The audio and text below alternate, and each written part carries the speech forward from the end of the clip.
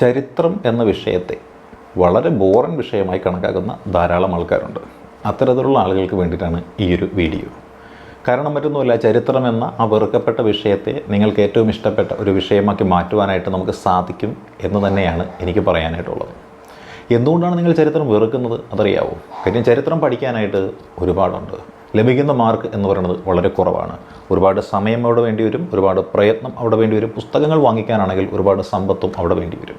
അതുകൊണ്ട് തന്നെ ഈ ചരിത്രം അങ്ങോട്ട് ഉപേക്ഷിച്ച് കഴിഞ്ഞാൽ ഒരുപാട് സമയം കിട്ടും, അല്ലേ? കുറച്ച് കാശ് നമ്മുടെ കൈവശം ഇരിക്കും, അത്രയ്ക്ക് കഷ്ടപ്പെടേണ്ട കാര്യവുമില്ല.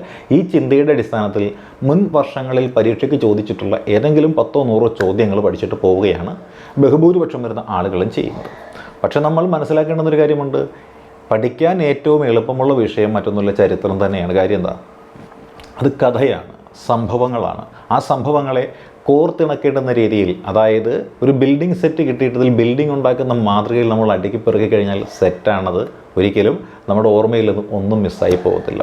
അപ്പോൾ അങ്ങനെ ചെയ്യണമെന്നുണ്ടെങ്കിൽ നമ്മൾ ആദ്യം മനസ്സിലാക്കേണ്ടത് ചരിത്രം എത്ര തരത്തിൽ നമുക്ക് പഠിക്കണമെന്നാണ്.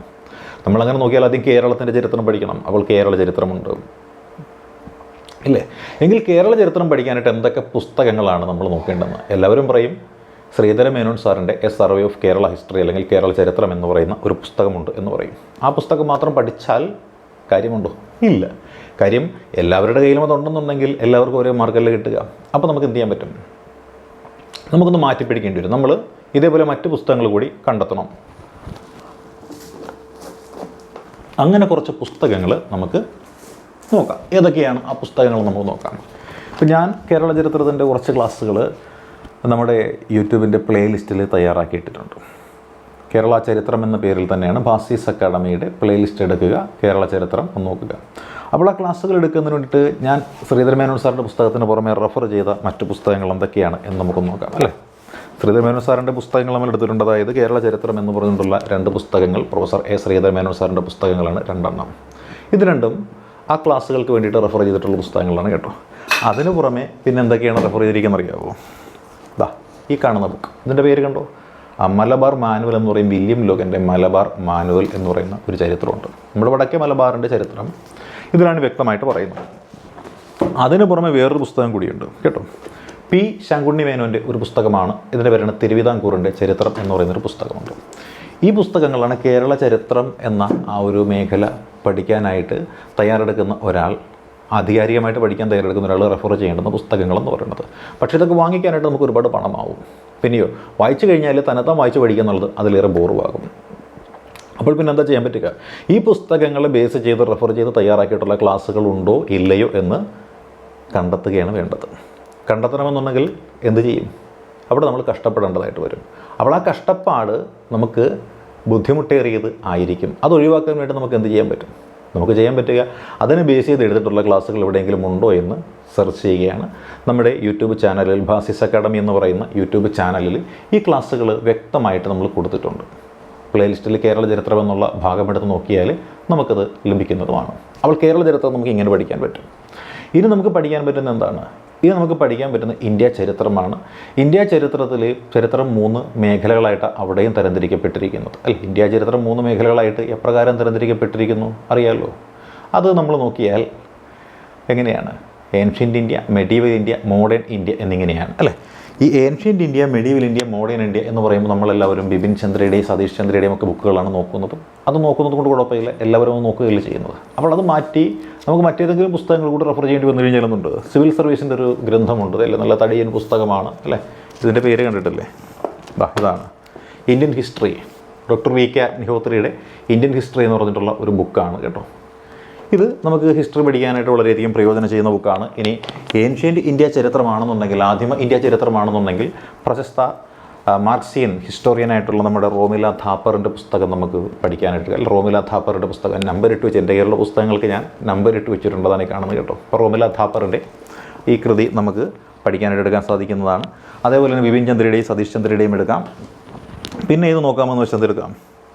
വണ്ടർ ദാറ്റ് വാസ് ഇന്ത്യ എന്ന് പറഞ്ഞിട്ടുള്ള ഒരു ബുക്കുണ്ട് കേട്ടോ. വണ്ടർ ദാറ്റ് വാസ് ഇന്ത്യ എന്ന് പറയുന്ന പുസ്തകമുണ്ട്.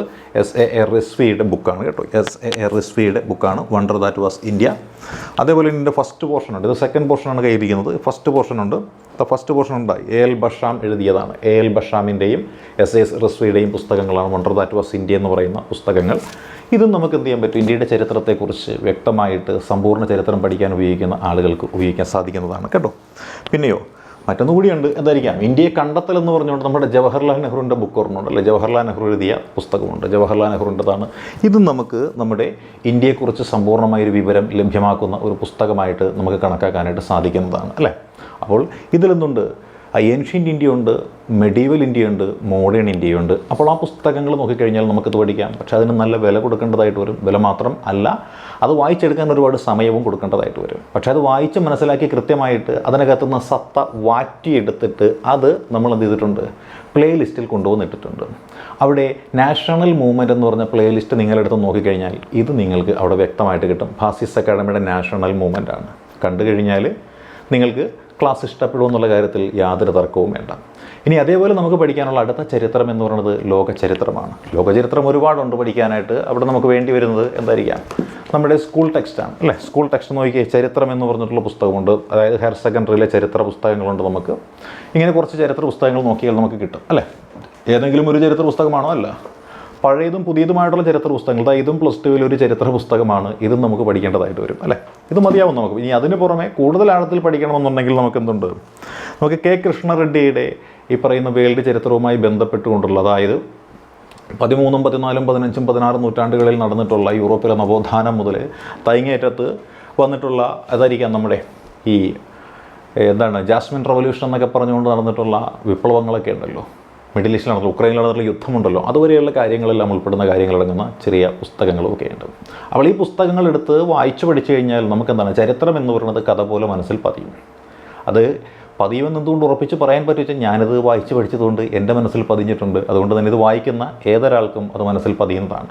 ഇനി വായിച്ച് പഠിക്കാനായിട്ട് ധാരാളം സമയം നമുക്ക് നഷ്ടമാകുമെന്നുണ്ടെങ്കിൽ ഇതെല്ലാം കാച്ചിക്കുറുക്കിയെടുത്ത സത്ത നമ്മുടെ ബാസിസ് അക്കാഡമിയുടെ പ്ലേ ലിസ്റ്റിൽ, യൂട്യൂബ് ചാനലിൻ്റെ പ്ലേ ലിസ്റ്റിൽ കൊടുത്തിട്ടുണ്ട്.